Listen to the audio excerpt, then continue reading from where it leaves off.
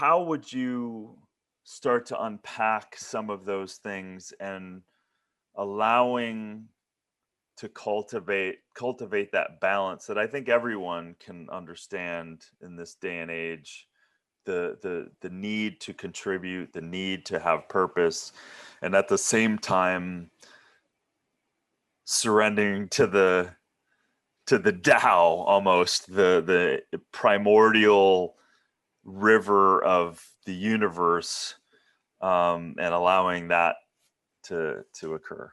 Does that make sense?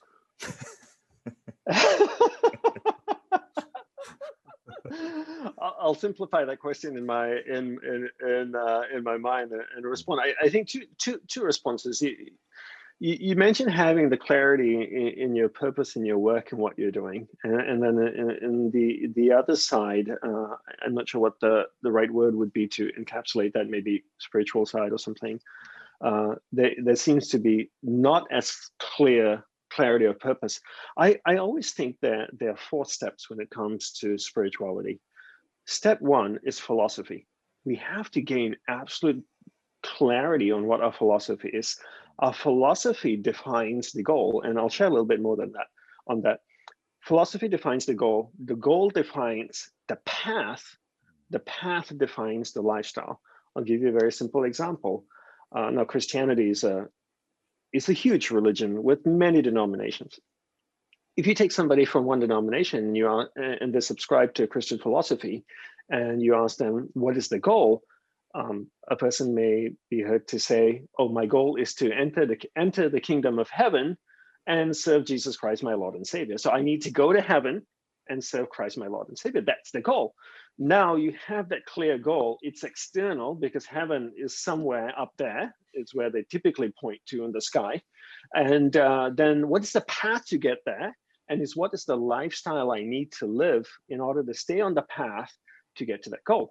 Now, if you ask a Hindu like myself, my philosophy, the philosophy I subscribe to, defines the goal as experiencing divinity inside of me. Divinity is pure energy that exists in everything, including me and you. My goal is to go inward and experience divinity inside of me. That's the goal. Now, that goal defines a path. That path defines a lifestyle. So I always feel when it comes to spirituality, it's always good to reverse engineer. Everybody works forward. Working backward allows so much more clarity of how then do I structure my life? My lifestyle then, is it part service? What practices I do? The lifestyle I live needs to keep me on the path that gets me to my clearly defined goal.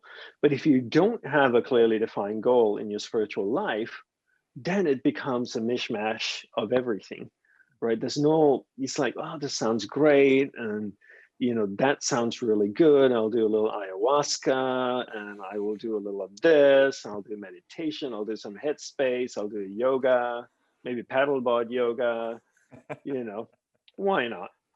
All of these things are helping me. But you seem like do you work out? Yeah, Eat healthy? all the time. Yeah. You do, Sure. right? That's Yeah. I looked up a little bit about you, and that's kind of your thing. Mm-hmm. So would you recommend to me to just go out there and start munching on carrots and broccoli and because that's going to get me a healthy body and healthy lifestyle? Or would you rather me be able to look at my body, see what my body needs, kind of come up with a plan and a structure and approach it that way? Yeah. I would imagine it would be the latter, right? For So sure. the same way with spirituality, people come up to me all the time. It's like, oh, should I do this breathing exercise? Should I do Kundalini yoga? Should I do this? Should I smoke that? I'm like, what? Well, where the hell do you want to go? What do you want in life? You tell me where you want to go, and then I might be able to share what will help you get there. Does that make sense? Yeah, very much.